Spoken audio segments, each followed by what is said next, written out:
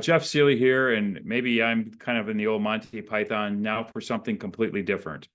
I'm going to talk a lot about AI, but not so much in the applications of AI because there are people 10 times smarter than me who can talk about that, but really kind of talk about AI as we go forward. So let's start with the whole concept of just intelligence from the perspective of human intelligence. Doing a little research on this, there are 100 billion nerve cells in our brain. And the interesting thing is the brain is the least understood organ and part of our body. And it's the only organ, interestingly enough, it's like a computer, it's electronic, but it's not zeros and ones. Because if you think about each human has different sets of connections in their brain of that 100 billion. And what that does is those different connections really create you. And so what's important to you and how you really function in society as a human being is driven by that makeup of that 100 billion. Most of what we find in the body is mechanical. So if you think about a heart, it's a pump. Think about kidneys, liver, those are filters. So you think about they're really well described by a mechanical engineer as opposed to the brain. So now let's think about it from an artificial intelligence perspective. And artificial intelligence uses the computing power to look at multitudes of things in terms of how we bring it together. But interestingly enough, even we found right now from an artificial intelligence perspective, we're seeing quite honestly that artificial intelligence is impacted by the filters that humans can put on. So if you look at Alexa, you look at Apple, you look at Chat GPT, there are still filters in there that create that artificial intelligence, which is hardwired per se. So when you think about how that hard wiring comes into play, I always like to say, can artificial intelligence replicate this guy? And so if you think about it for a perspective of, Keith Richards, and if you don't know who this is, look him up. Keith is, outlived artificial intelligence, COVID, you name it. There was a joke running around that I'll worry about COVID when Keith Richards is worried about COVID. The bottom line is artificial intelligence does not replicate the creativity of what it is. So it's basically an iterative technology. It pulls from a lot of different areas, lots of different spaces. So if you think about some of the great things that have happened in our lifetime, and multitudes of lifetimes going back, you think about design, you think about music with Jagger and Richards or Lennon and McCartney, you think about Picasso, you think about the great poet Michelangelo. Each one of those things, and going back centuries and centuries and centuries, were impacted by those 100 billion nerve cells communicating with each other in a way that creates these incredible works of art. So when we think about AI, I get worried that basically it becomes start of getting rid of the human value. And so if you think about how does an organization navigate the challenges of AI to reduce costs, absolutely, you need to do that. As we think about innovation over the many, many years long before AI, robotics have changed and reduced costs. We've really kind of done a lot to create how to be a cost reduction. But what we have to be careful of is how do we not diminish and to minimize the value of human contributions in the workplace or in the artistic world or wherever we're looking at it from the perspective of what does AI do? So if you think about what it does, it has a profound impact on the predictability of supply chains, sales, demand curves, understand the implications of competition, data, markets. It can compute so much information and so much data that we just typically can't even comprehend what that does. But I also tell you that, when it computes data, I was watching, I was on a plane the other day, and shockingly, Apollo 13 was on there. If you don't know what Apollo 13 is, it was a mission to the moon, which basically even Gene Kranz called it our finest achievement. It was a mission to the moon that had a mechanical failure, and slide rules basically got us back home and saved 3 astronauts' lives. So if you think about what does AI do, certainly the computation power of that would have been enormous instead of having 3 people standing around using slide rules to say, yes, the reentry angle is correct, or they would have bounced off the Earth's atmosphere and jettisoned themselves into space. But what didn't it do? We have to make sure that AI doesn't become the way for us to go around and, mess around, and our employees aren't being productive. They're more, on their segways trying to do wheelies. So that's when you think about how we use it is really great. But what I'd really like to spend some time on is, what's the innovation and creativity risk?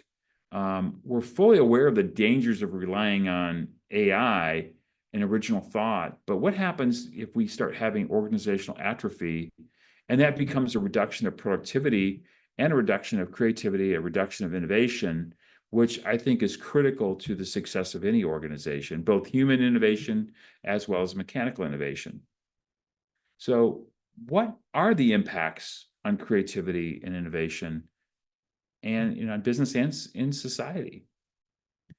And if anyone has any questions, I forgot to ask this, please jump in, identify yourself, and we'd be happy to take these questions as long instead of me, talking here for the next several minutes. So please feel free to ask any questions anytime along the way. So here's something that I thought of a lot of. If you follow much in the world of education and what's happening, there's a huge movement right now to get rid of cursive writing. Basically, it's not even taught in the schools. Well, if we use AI to fast forward 20 years from now, 30 years from now, could someone actually write a love letter? Could they put pen to paper and write a love letter? Or are you going to communicate with the love of your life via AI? Hey, AI, write me a great love letter to my girlfriend. She is, blonde hair, blue eyes, and she's amazing. She's got a great laugh. I'm not so certain that's going to hit well in terms of with them and with her and with that human connection. So my concern is as we kind of continue to rely on AI, things like the Sistine Chapel, what does that look like? How does that exist? How is it created? How did Michelangelo create this view that he painted upside down in a chapel? Would we want an AI generation of this, which might just be a regeneration of what Michelangelo did back in the 15th century, 16th century? So those are the types of things that we have to worry about in terms of the impact on society. And so what we found is if you do a lot of research on it, what AI is, it's a generative, and they're trying to really, even make it better. But AI right now will give you some version of data that's highly manipulated, known. So it can certainly transform it, do different things. But the reality is it takes vanilla ice cream and gives you how many versions of vanilla, so to speak, it is. And it's the human condition and human innovation that creates the opposite of that, which is the strawberries, the chocolates, the key limes, the cherries moubli, which is, a combination of brownie and cherry and, just, spectacular, feeling and taste. Those are the things that I worry about when we come into AI. And if you translate that to business, what happens is everyone become literally a formation of somebody else. And so what happens is we tend to lose the head and the heart of our teams and who we are and why we are. As a simple example, there are basically 5 musical notes that have an incredible process by which to combine them, which gives us melodies we've never heard of, even to this day. There are not more than 5 primary colors, and in combination, they produce the hues that can be better seen. Now, the great news is AI will take those 5 hues and give us absolutely more colors, more color palettes, more shadings, those types of things. But then how is that applied to the canvas? That becomes more critical. And how is that then basically go to art, to science, to where we are? As an example, I love wine, and I'm studying to be a WSET 3, which is a very advanced degree in wining, and wine tasting and wine understanding. But basically, there are 5 cardinal tastes that you can taste, through your nose and your olfactory, and the combination of those yield more flavors than can ever be tested and tasted. So, there's some things that AI can do on those things, but it's the human creativity, the chef in the kitchen, the artist, the musician that really put the signature on that. And that's part of that $100 billion nerve cell combination that does that. That's hard to replicate, especially when if you take it across 8 billion people in the world and each one of them is different. It becomes a pretty amazing canvas by which we have in our society for innovation, creativity, and thought. Think about this guy for a second. Back in the early 1900s, brilliant guy, was a post clerk, and then wound up becoming the most well-known physicist in our world. E equals mc squared is known by pretty much anyone in the world in terms of how they impact physics and dynamics, and all the things that we enjoy today kind of came from this guy. Again, think about those 100 billion nerve cells and how they were wired in his head. So Leslie, let's talk about productivity and what are the good things? What are the proactive AI utilizations? And several months ago, I had the privilege of meeting some folks from a company called OneMind, and Amanda and Russ are doing some incredible things with AI. And I believe it's really powerful what they're doing in terms of the customer creation, the service delivery, and the things that I think are really going to complement our efforts in sales and our efforts in supply chain rather than replace. And I think it's the human intuition and effort along with AI is going to create some really amazing experiences for people. So it's that blend of the IQ, the TQ, and the EQ. And AI has not quite figured out how to figure out the EQ portion of this. It systematically could sit down and analyze where you are. And as John Mulaney basically said at Dreamforce last week, if AI tells you to kill yourself, would you? Probably not, because you would question its desires and outcomes that it's producing as compared to your own emotional feeling to that. So how do we go forward? And I think as leaders, we need to stay ahead of what's coming, but we need to see more than others. And we also need to see it before others. And so, we've got this panacea of AI out there right now, but I'm an older guy and I think of the panacea of the internet in 1997, 98, when anything on the internet was going to make a whole lot of money and is going to solve all of our problems. Well, if you look back, there was this big giant crash of tech stocks and internet stocks because they didn't have a business model. They didn't have a business proposition in terms of how they go forward. And I think that's going to be important for AI and our use of AI is what's the business outcome that it helps us deliver? And if we don't really have one, using AI could be a lot like what happened with sales enablement. If you think about the billions, if not trillions of dollars spent on sales enablement and the number of things that were put forth into the sales organizations, and basically the only people who were using them were the analytics side of the business, the actual sales teams, the leaders, the customers really weren't using that sales enablement tools to the extent that they had hoped because they didn't see the value in terms of what it delivered to the organization or to the customer experience. As leaders, we need to make sure that we are understanding the implications of business as we go forward. So let's take a look at AI and the customer experience.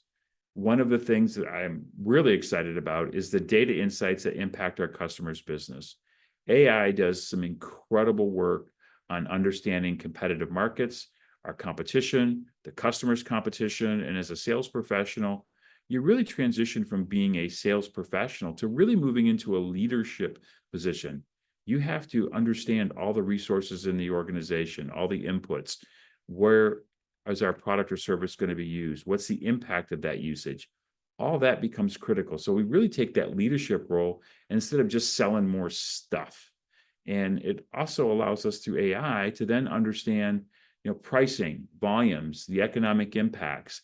What are some of the operating influences? Are there peak demands, valley demands? What's happening in the process? Talk about decision support. And I mentioned OneMind, and Amanda and Russ are doing some amazing things with helping with decision support. How do we go forward with this? Is this a customer we should go forward with or not go forward with? It can help us with innovation, but I think it's iterative innovation as opposed to new innovation.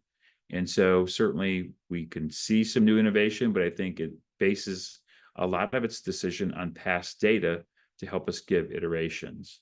So again, I talked about customer industry data for benchmarking. And I can tell you this, sales professionals are going to have to up their game dramatically. They have to be a different breed of cat.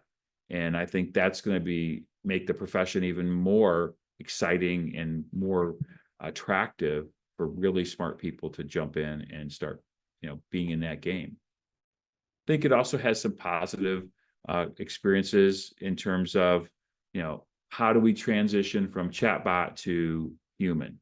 Because humans still want to deal with humans. So how do we move that transition? How do we understand that?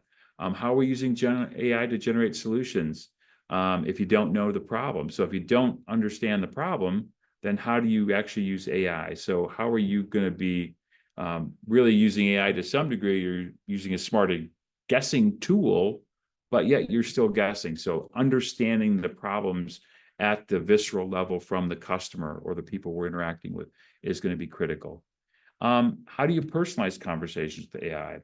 And I use this as a way to talk about, did some research, and the number of email messages sent out in any one given day is over 380 billion messages are sent out.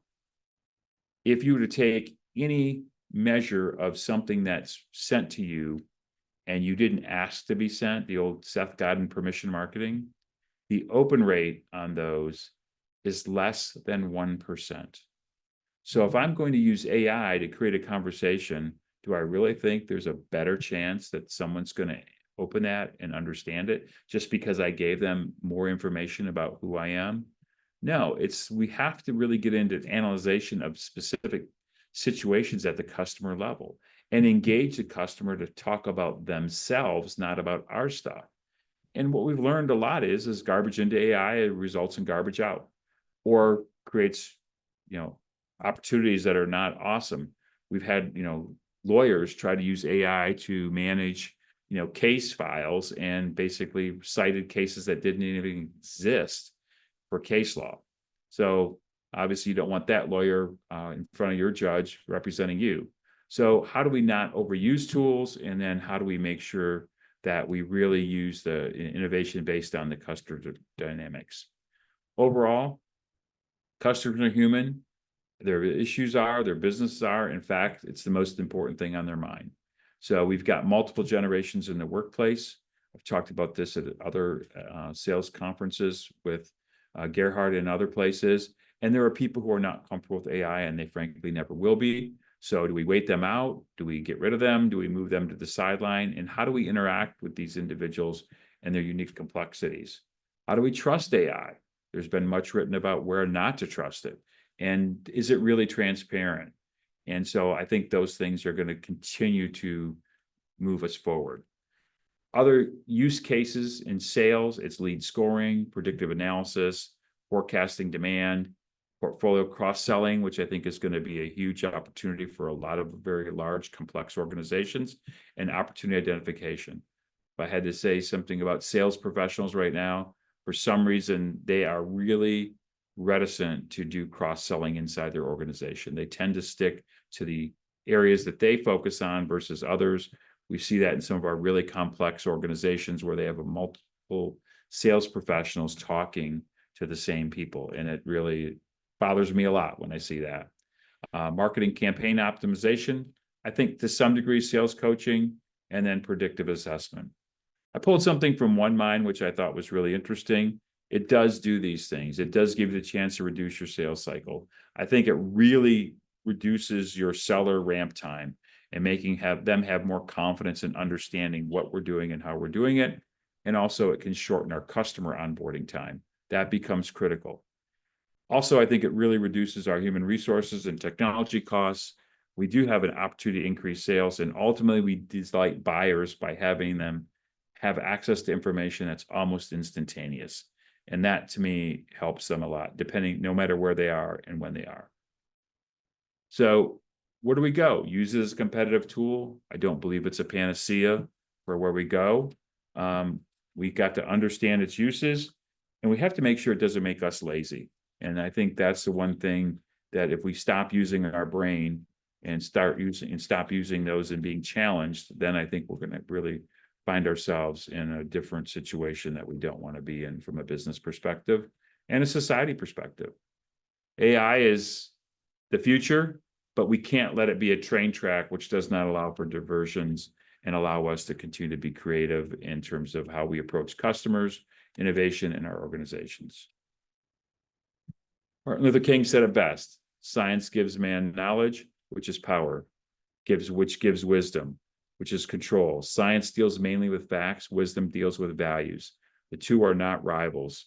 We have to make sure that the AI does not become our value system. It becomes our tool by which to understand facts, manipulate data, and then make better presentations in terms of what we do as a business and society. With that, I'd like to say thank you very much for letting me join in. Mark told me it was already $500 off, is not a go. So I'm going to bump this to $750. So if you scan this little image and want to come see one of our workshops, we do in person, we do virtual. We have, sales skills, we have leadership. We're really excited about our new leadership program. It's gotten a lot of rave reviews in terms of how it really gets into the concept of leadership as opposed to managing. So with that, if there are any questions, Mark, or you, Gerhard, have any questions or any questions from the participants, love to hear it. Yes. And hey, thank you. And you know what? I guess we learned the first lesson in sales. If you don't ask, you don't get. So yeah, I just threw that out there and you offered it up. So you told me 501, so I went 750. I said 501. And you, wow, you upped the ante. So thank you so much. Hey, you shared a number of things here. Here's the question, because I think you did a great job at kind of putting the stops, not stop sign, but the yield sign. We got to be careful around AI. If I'm a sales manager leading a small sales team, what should I be telling my sales team? Because they want to get into AI. They want to start using all these tools. What should I be telling them? Or what guidance should I give them?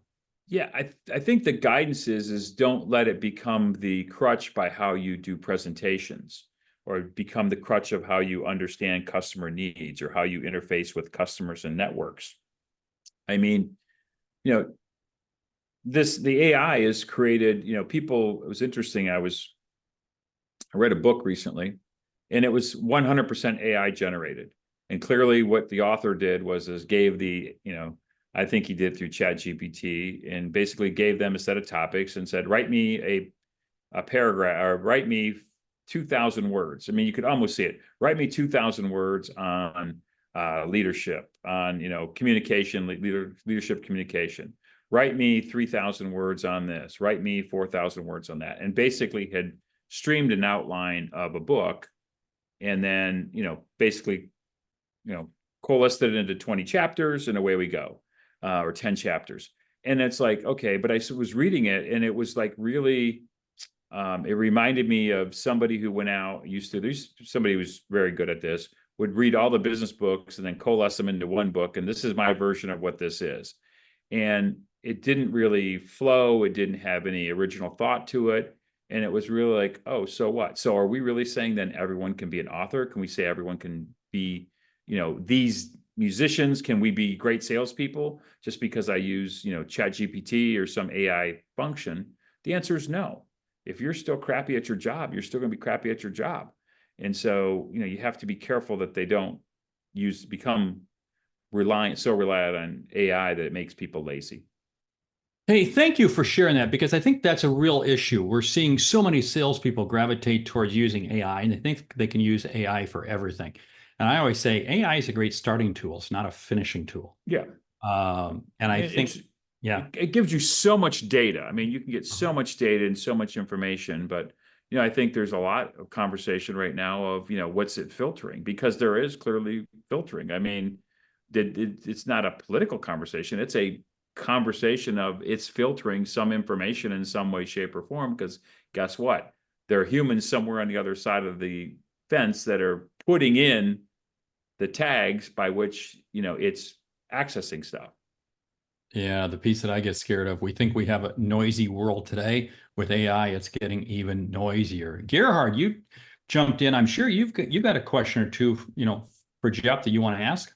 Jump in. Yeah, I'm just reminded that the conversation we are having here in English is replicated in many different languages. There are people from 60 different countries, and when I look at the chat, there's somebody, Bernd Buchecker, he's from Austria, and they're having a LinkedIn chat about AI, and Bernd went to a mountaintop and videoed himself and promoted that AI conversation. So I think it's on everybody's mind.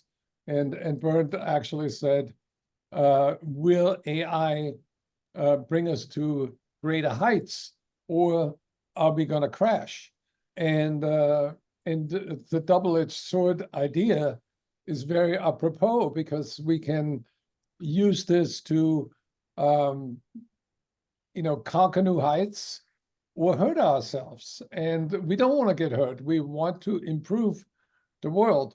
So my question to you, Jeff, is you've done those dimensions of professional selling program for quite some time. What is the one big discovery that happens when people go through this program? It's insights. And I think that's where AI kind of comes back to Mark's question is, customers want insight. They want information that's unknown to them that can help their business be successful.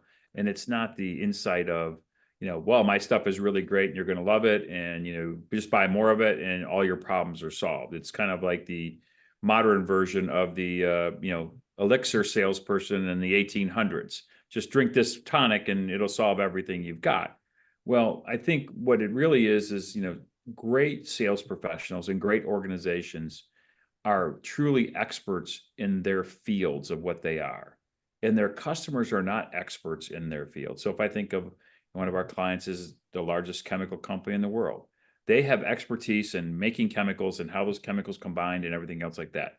The customers don't know all the, insights to that. They know how to use their chemicals to make their stuff. And, I think that insight through using AI and understanding more about the complexities of it and that type of stuff allows you to now become at a level of expertise within the organization. Also, as we're seeing, in general, organizations do a terrible job of internal communication with each other. And that's where, we talk to people about how do you become that, I like to use the term messy. How do you become the messy to know when to pass, when to shoot, when to defend, when to do all those things? And that's, as an external resource, you become truly that external consultant, collaboration, facilitator, all those things that unfortunately a lot of internal organizations don't do a good job of. You raised an amazing point, which is that a lot of salespeople do not master the basics, and everybody that I know in sales training, they look for advanced sales training. But the real, I give you one example from just today. I wanted to get some numbers for my daughter from a Subaru dealer, and what I get was gibberish, incomprehensible information. Yeah. That's not necessary to make a decision. I want numbers, and I don't get the numbers. Why do they create those artificial barriers to creating a customer experience? And Sherry Leviton this morning talked about how she bought a Porsche, and how the dealer salesperson went out to take a video of the Porsche as it came off the truck brand new. It's not rocket science. We have such a wonderful opportunity to create a wonderful customer experience, but we stand in the way of our own success. We do. And then then a tool like AI comes into play and it makes us even lazier. So Yes. It's like, I don't have to do this because the number of people who are will guarantee you are generating emails to customers using AI and thinking that's going to have an impact is just, excuse my language, it's total bullshit. I didn't like it when you wrote it before and I never responded. So just because you have some other thing who I have no idea, I mean, it's like, come on, And and it's a the lazy man's same- way, lazy man and woman's way out.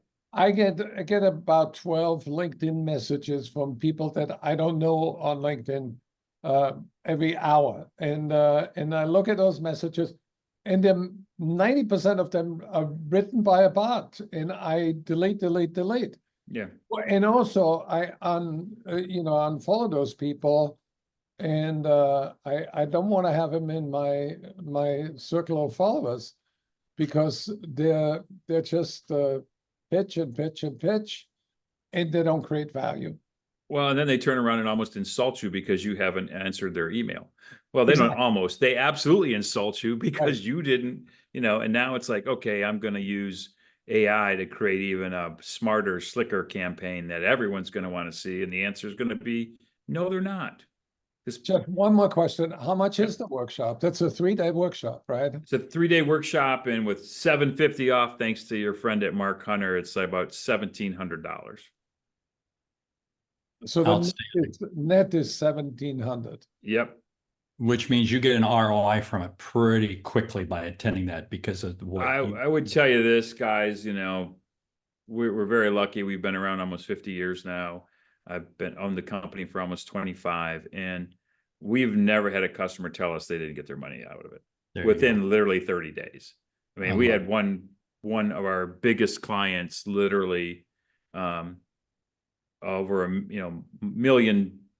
total over $1 million investment within, by the time they took everything all in, and they made that times 20 within 45 days. And it's, to your point, it teaches, it's, whether it's Carew, and there's certainly other places that are really good out there. I think we're the best, but it's putting in processes in place. But it's still allowing people to use their creativity and their innovation. My concern about AI is, a salesperson goes, hey, give me 5 questions I need to ask a customer about.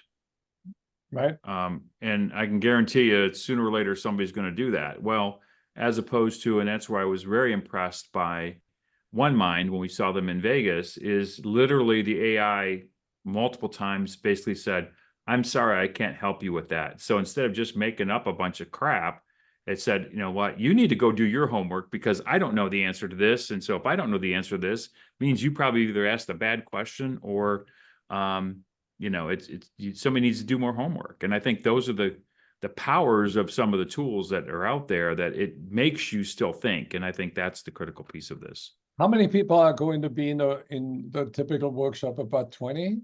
Yeah, 20. It's all hands-on. And virtual, it's 12. We do virtual as well. We show in person. We do virtuals as well. It's 12, and then 2 facilitators. So it's very hands-on. You get lots of interaction. It's very much experiential learning, so it's designed around that. We take into consideration technology. We use smart room technology, so we give you lots of tools to be able to access, to put into your CRM systems or whatever that help you be successful.